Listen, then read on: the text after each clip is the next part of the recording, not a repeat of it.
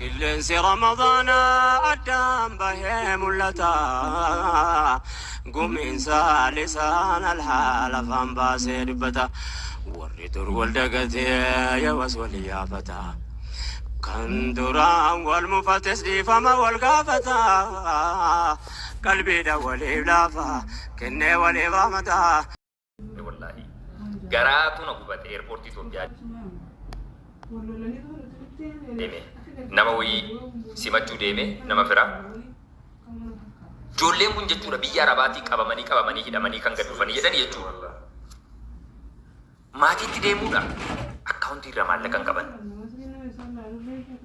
اسكي ستي هفودا جيريني فين سبيتان namni guyyaa tokko jechuudha si walchun jiru namni guyyaa tokko lubbuun na baajira na bulchee osoo jette si bulchun jiru maalifi qaala'insi jireenya ummata maraachee jira sinii galee wantundi qaaliidha baay'ee jireenyi ganama kana osoo kaatanii amma finfinnee kana keessa sochootanii namni nagaa rabbii sin gaafatu hin jiru hunduu akka waan maraateetti addaayyaa nafsiisa jedhamu addaayyaa nafsi hunduu inni tokko gara hojii isaa gara waa wayiitti gochuu inni waa baatu inni maal ta'uusa diisiidha jechuudha namni maaliif jireenyichi akkas ta'ameetu hin ulfaata isa taa'amee akka Dubaayii kana boqonnaa godhamaa maal jedhamaa hojjetamu miti isinii galee kanaafuu biyya namaa keessatti carraa qabdan kana hiree qabdan kanatti fayyadamaa yoo kan hojjettan ta'ee jedhe yookaan ammoo biyya keessanitti galtu yoo ta'ee jedhe of amansiisaati rakkoon akkanaas yoo na mudate chaalenjiin akkanaas yoo na mudate injifachuudhaaf nan danda'a jedhaate ofitti of amansiisaati biyya keessan galaa ilaalaa sanarra hunda garuu wanti isiniin jedhu shamarran keenya gara bultiitti gara ida'amuutti maaliifi biyya namaa keessa yoo teessee waggaa 20 yoo teessee maatii gargaarte jette maatiin alhamdulillah hin jedhu osoo isin guyyaan birrii isaan si gaafatan itti ergita ta'ee jedhe maatiin alhamdulillah hin jedhu maaliifi innis akkan jenne qaba birrii 100 argachuudhaaf inni boolla 100 lixee baa yoo ta'e Itoophiyaa keessatti atachi teessee birrii kuma ergitaaf yoo ta'e jedhe miira ittiin hojii hojjetee of bulchuudhaaf maatii bulchuudhaaf yaadu hin jiru abbaan keessaati keessa yoon kana jedhu abbaa keessan gargaaraa jechaan jiru maaf gargaartan jechaan jiru gargaaraa ajirii guddaa argattu rabbii bira maaliif dirqamallee qabdu jechuudha abbaa keessan kunuunsu garuu nagahee jira ilmoo koo waggaa hangana naaf xaartee jirta amma jireenyuma kee jiraadhu jedhee sittiin sarmu maatiin sin dhiisu sii galee harka kee keessa eeguun isaa nafu osoo hangam qabeenya qabaate osoo konkolaataa meeqa balbalarra dhaabee jiraate osoo mana bareedaa maalii keessa jiraate maallaqni biyya laatii dhufu kun akkuma waan lafa keessaa gad ba'uu itti fakkaata sinii galee waan tokko waan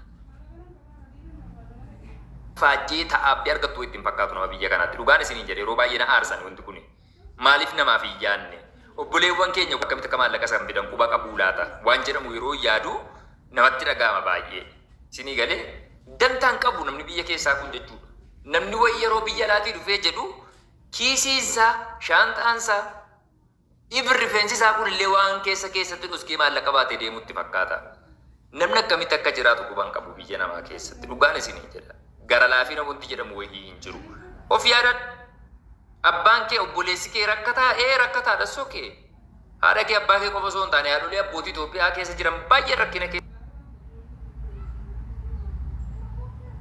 jiru dhugaadha garuu ati siree keetti fayyadamuu danda'uu qabda waggaa 50 jechuudha waggaa 50 osoo maatii kana tajaajiltee gaafa waggaa 51ffaa dadhabdee nagaa jettee Itoophiyaa galtee jettee hanga torban tokko qofa si obsu maatiin kee gaafa torban tokko darbitee jettee dandaa kee ofii keetiin of marii yaa bofaa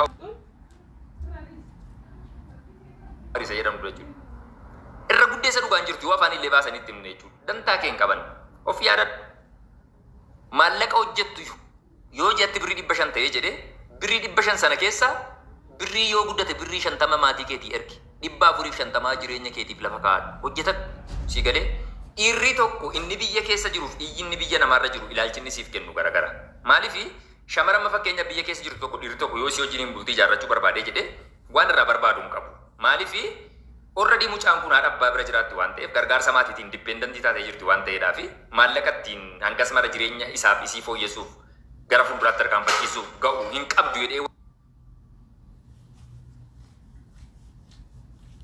yaaduu fi waa'ee expect irraan eegu siirra shamara biyya namaa deemtee dhufte irraa garuu osoo siin bareeduu miti nurralee inni akkuma sila siniin jedhe fakkaatte illee gonkumaa jechuudha sirraa waa barbaaduu nafu.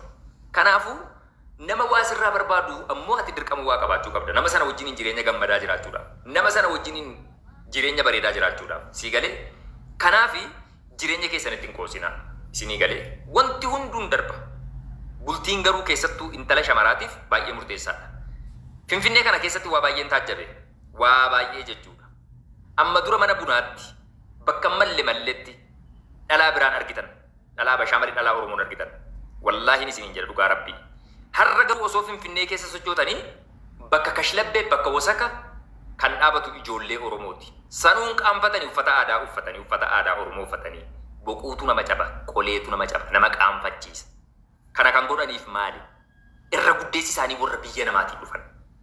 Yoo biyya keessa dhufanii gara maatiitti akka hin deemne sii galee maatiin maal isaaniin jedha, ollaan maal naan jedha. Waan akkasiitiif jettee Finfinnee kan akka waan Ameerikaa Waashingtan DC jirtu wayita akka waan namni sii beeku as keessa hin jirree wayita akkuma feete taate keessa jiraatti.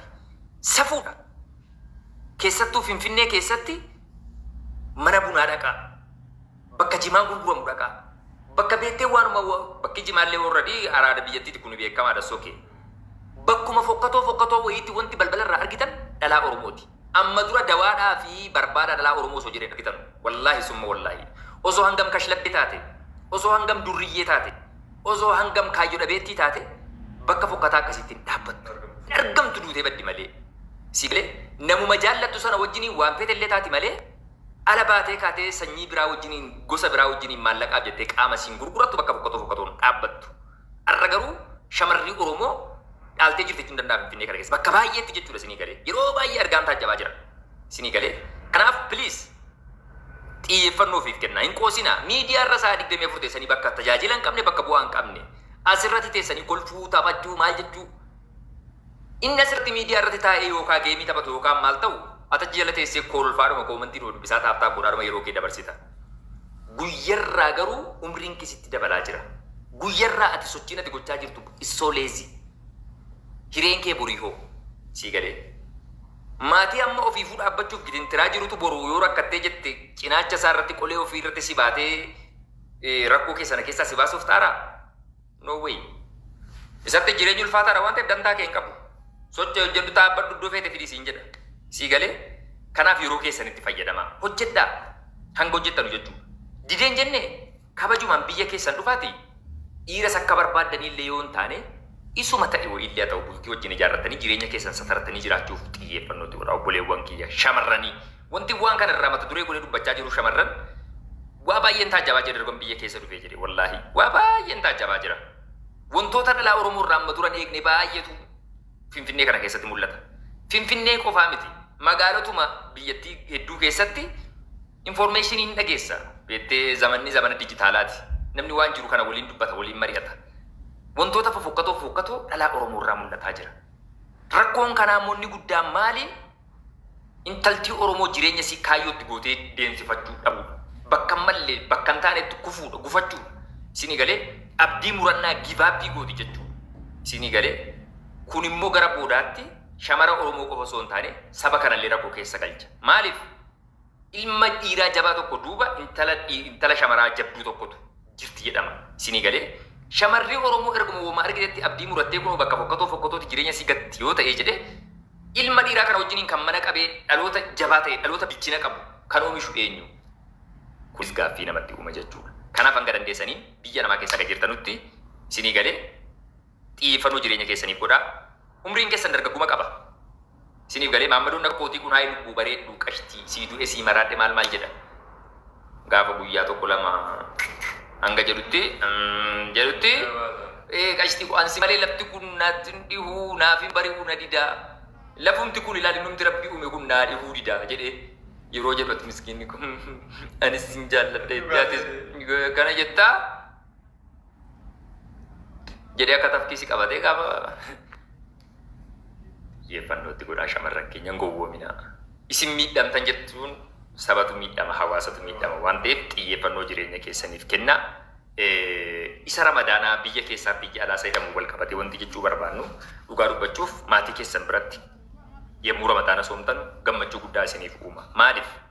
Biyya namaa teessee maallaqni itti argituuf kunii fi qaamaan inni bira jiraattee bishaan wayii buuftee haadha keetiif kennitee yeroo haati kee bishaan dheebotee dhugdu bishaan ati buufteef yeroo abbaan kee bishaan dheebotee dhugu bishaan ati buufteef ija keetii yeroo argitu wallaahi gammachuun sana achi hin jiru. Wallaahi summa wallaahi gammachuu adda argattu. Biyya namaa teessee waa gargaaruu dandeessa sii galee. Biyya namaa teessee maallaqa ergitee fi waan isaan nyaatan waan isaan dhugan gochuu fi dandeessa. Garuu gammachuu hangas gahu wayiin argattu sammuu kee keessaa isinii galee. Qaamaan yeroo bira jiraattee garuu waan ati gooteef sana yeroo exact ija keetiin argitu gammachuu adda ta'e wayii, miira adda ta'e wayii, humna adda ta'e wayii, jabina adda ta'e wayii si keessatti uumama jechuudha. Satisfaakshinii sana argachuu danda'uu qabdu jechuudha isinillee. Maaliif ofii kiyyaa waan argeedha jechuudha isinii galee. Amman biyya namaa ture kana osoo maatii kootti inni fidan kan ture sanan gaabba wayita garii dhugaan isinii jedha. Kanaaf hanga dandeessaniin carraa qabdu yoo ta'e jedhe galaa biyya keessanitti. Galaatii haala jiru ilaalaatii isinillee muuxannoo jireenya hawaasaarraa fudhattu san booda jireenya keessan gaarii gootanii gara fuulduraatti tarkaanfachiiftu jechuun barbaada. Garuu yeroo qabda nutti fayyadamaa shamarran keenya. Yeroo qabda nutti fayyadamaa. Yeroo keessan ittiin quusina. Tarii isin haala marra jirtan kun guyyaa dalaga madaamii irra ooltanii galgala bakka hin taane dura dhaabattanu sammuu keessan bashannansiisuuf, bohaarsuuf, dadhabbii keessan isin dagachiisuuf isinitti fakkaachuu danda'a. Garuu akka addiktiivii yookaan suusiitii araada. Namni jimaa qama'ee bare tokko yeroo jimaa sana qama'ee jedhu boru waan deebi'ee qaamutti hin fakkaatu mirqaaneera waan ta'eef. Eeyyee baqa dantaa isaatuun qabu jimaa kana jechuudha. Hanga lafti bari'u itti bara. Boru yeroo lafti bari'ee jedhee jechuu jalqabee rammachuu. Inni si jaaratuutu barillee akka sana. Inni shishatuutu barillee akka sana. Isinii galee. Jaallatees osoo hin taane osoo hin jaallatin waaqa lama qaba jechuudha namni kun rabbii lama qaba jechuudha. Bitamee jira urradii. Sammuu keessan kennitaniifii jirtu jechuudha isinii galee. TikTokii kanarra wayita dhuftanii callistanii teessan yookaan bakka faayidaa hin qabne wayii bakka hiriyoota keessanii mana ijaazaa dhattanii tuubboo shishaa kana qabdanii achitti istaayila wayii fakkaachuu danda'a yeroodhaaf. Garuu kun istaayila miti. Kuni salphina.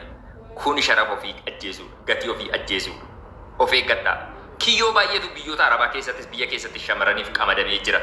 Tiraappii jechuudha kan qabee kaayyoo siirraa si gufachiisee duubatti deebisu jechuudha. Kanaaf shaarbii ta'a, qaroo ta'a, bilchaadhaa. Tole obboleewwan kiyya. Hunduma keenya iyyuu rabbii nu haa eegu. Dubbii isinitti dheeresseera natti fakkaata. Egaa xiqqaattus gorsii wallaalaa yeroo tokko tokko keessaa waa argachuu hin danda'ama waan ta'eef. Eeyyee. Bakka isin fayyaddu fudhaa bakka ammoo nuuf hin taatu dhiisuun mirga keessa. Eeyyee.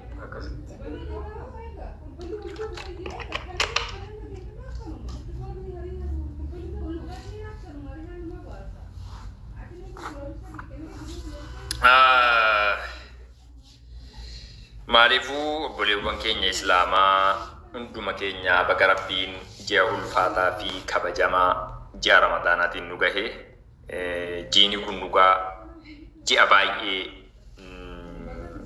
galatoomaa yaadni keessan akka yaadni koo isinitti tole koomentii jalatti naaf barreessaa jirtu ulfaadha galatoomaa ji'a baay'ee namatti tolu dhugaa Rabbii dubbachuudhaa fi sammuun namaan boqata.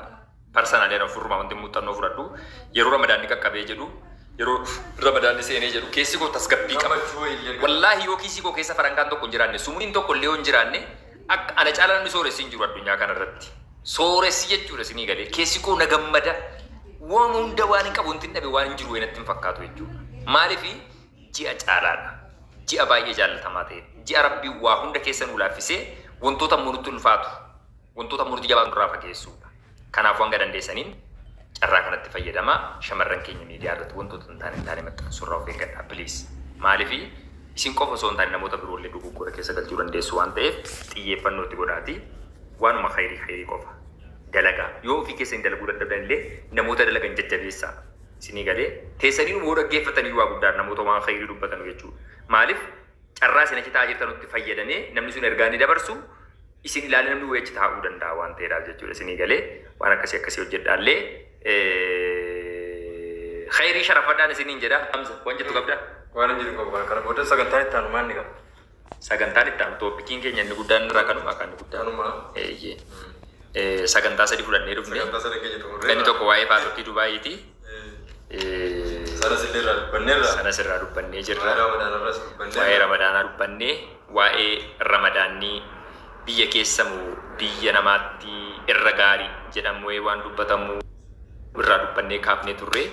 Shamarran keenya immoo keessattuu kan biyya Arabaa jiran kun Ramadaanni kun yeroo dhufee jedhe hin gaddu hin yaadda'u hin ceemma'u isinii galee wanti isaan yaadda'aniif maaliif sitti fakkaate yeroo ramadaanni qaqqabee jedhu jechuudha araboonni guyyaa rafaa oolu yeroo dhufee magriibni qaqqabu akka waan beettee nyaatanii hin quufnetti nyaata 90 barbaadu beette isaanii irratti nyaata gosa 90 shamareen kun isa kaan dhiqaa isa kaan dachaasaa isa kaan taar mana keessa qulqulleessaa meeshaa sana dabaree qabsiiftee ol kaa'aa nyaata yeroo sana irratti nyaatanii faxaran kana bilcheessuudhaaf jettee asii achi daddarbaa wallahi is so difficult rabbiin isin haa gargaaru malee obboleewwan keenya shamaraa ramadaana hin abaarinaa akka akkas taatan kan godhee jedhe hiree keessan malee ramadaana miti kan akkas godhu ramadaanni ilmoon shamaraa miidhamtu hin jedhu dhugaadha namoonni isin hojjechiisan sun maallaqa isiniif kafalu waan ta'eef akkuma sleebii yookaan gabraatti isin laalu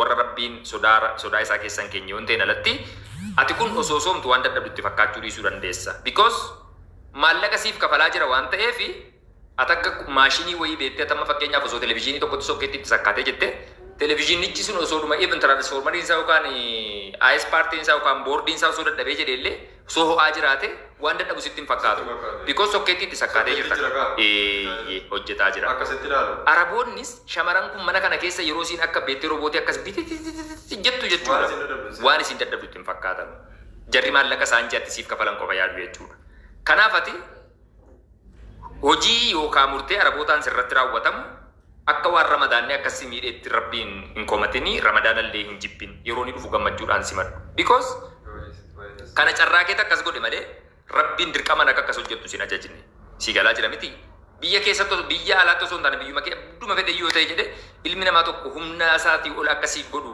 even maallaqa keetiin illee yoo ta'e rabbiin dhowwaadha beektee wanta akkasii sun jechuudha hanga inni dadhabu hanga inni maal ta'u akka inni boqotu akka inni maal ta'u seera qabu wanti hunduu jechuudha sinii galee kanaafuu ramadaana hin komatinaa carraa keessan hiree keessan waan kana keessaa sin baana jedhaati ramadaanichumatti immoo fayyadamaati yaa rabbi akkana dadhabee akkana ifaajeen hojjechaa jira sii galee isuma dadhabaa jiru kana maallaqa qofaan osoo hin ta'in yaa rabbi khayriitti naa galmeessi jireenya koo kana naa fooyyessii na boqachiisi jedha rabbiin kadhaa dadhabdanii wayita kadhatan keessatti du'aayin keessan maqbuulii ta'a malee yaaddoo ramadaanaa dhufe immoo ramadaanni kan jettu yoo ta'e jedhe carraadhuma waggaa dhufutti deebitee illee ramadaana sana qaqqabuu dhabuu dandeessa obboleewwan keenya qaqqaalii meeqa of biraa dhabnee jirra obboleewwan mee yaadadhaa fagoo hin deeminaa waggaa kana kan nu wajjin jiru isinii galee waggaa kana jechuudha kan nu wajjin jiru har'a garuu kan lafa jira jiru kumaaf kitila baay'eedha jechuudha waan isin dhibu hiriyaa keenya deengeddaa waalle kun hamzaan isin beeka sabsib jedhama rabbiin kan jannataa godhuuni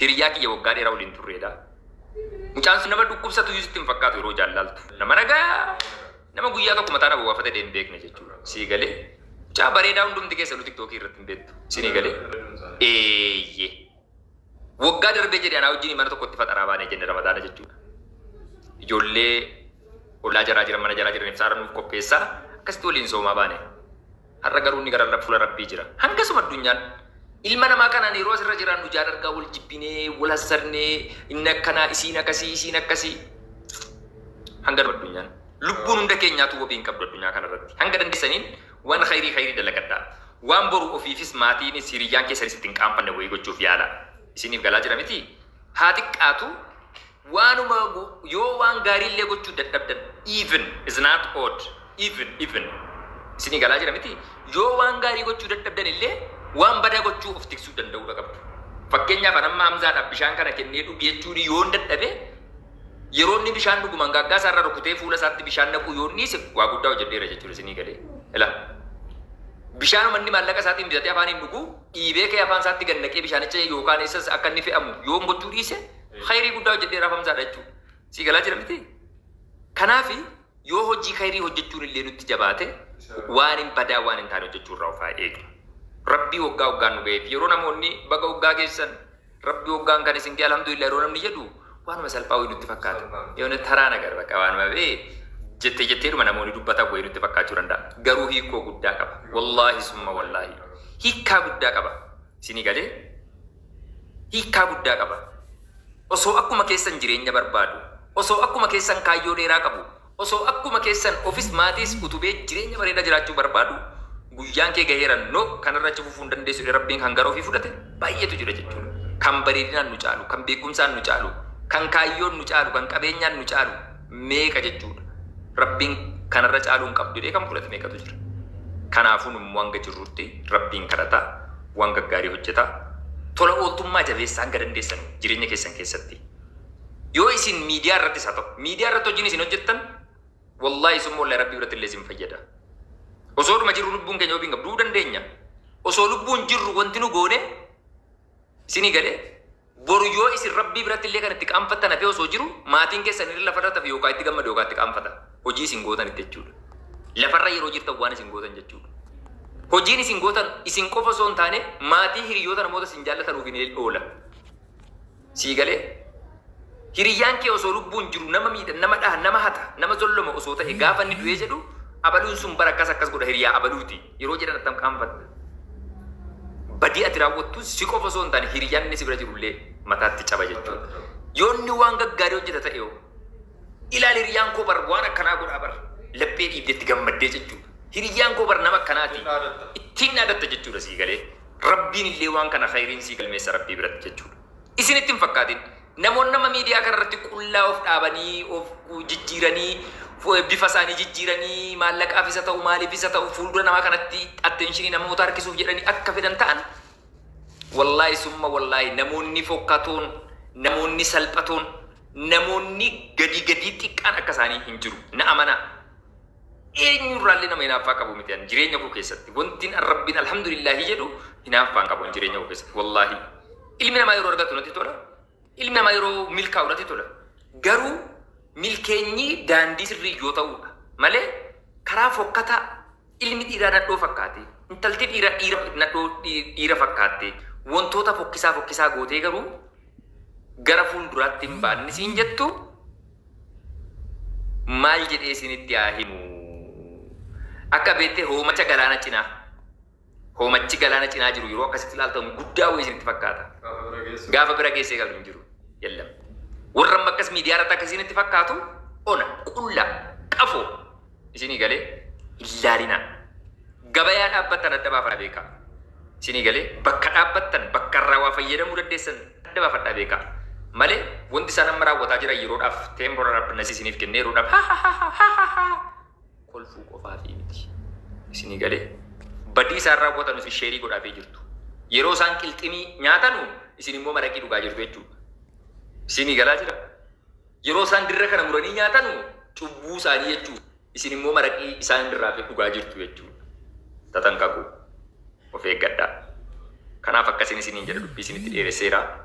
Dubbadu na godhaan gaafan kee itti seenee jedhee wallaahi innaa boodhi isee irraa dabe malee Dubarri ijoolleen akka deebatti itti dubbiitu garaa na guutee jira ijoollee koo kana laaltan kanaa miti yeroo na laaltan dargaggeessa durriyyee wayin isinitti fakkaadha jaarsa jalatti hin guddadhe isinii galee waa hedduun taajjaba miidiyaa kanarra yeroo namni laayivii seenus yeroo namni waa godhus yeroo viidiyoo maxxansus isa namni kolfee bashannanuu jedhan hin kolfu maalummaa nama sanaan achirratti arga eenyummaa nama sanaan achirratti madaala isinii galee waa baay'een taajjaba isa shamarranii isa dhiiraas wajjina kolfu wajjina taphadhu malee wallaahi nan taajjaban baay'ee kamtu unka qaba kamtu keessa qaba kamtu ammoo akka qobboo yookaan akka somboqqoo irra keessaa bareedee keessaa ona isa akkasii ilaala isinii galee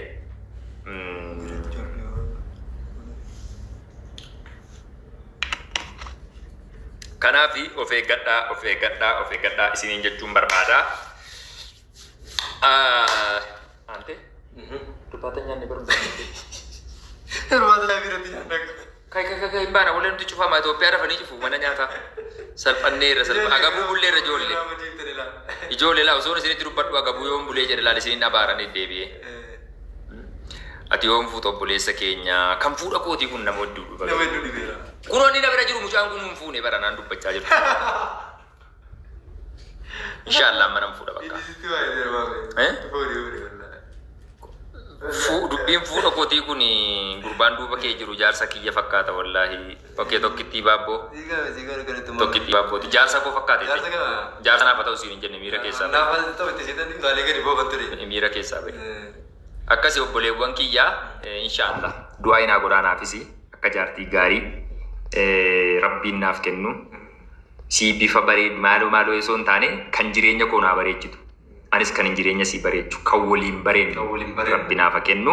Isiniifis isa dhiiraatiifis isa shamaraatiifis hunduma keessiifillee jechuudha isinii galee hunduma keessaniifuu nama isin jaallattan nama isin yeroo teessan wajjin gammaddanu yeroo ciistan waliin gammaddanu yeroo dalagattan wajjin gammaddanu yeroo ol baatanii gaggaltan walitti gammaduu dandeessan Rabbi isiniif haa kennu. Qabeenya qofa miti.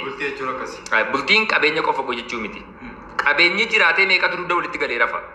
Qabeenya osoo jiru siree gatii qaalii mana gatii qaalii leegjarii ta'e keessa taa'anii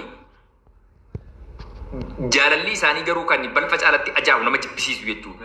Hayaa kabajni kan keessa hin jirre jaalalli qulqulluun kan keessa hin jirre waliif rifachuu walii nahuu kan keessa hin jirre. Faayidaan qabdu sun. Bultii jechuun immoo ulfaataadha. Amiin.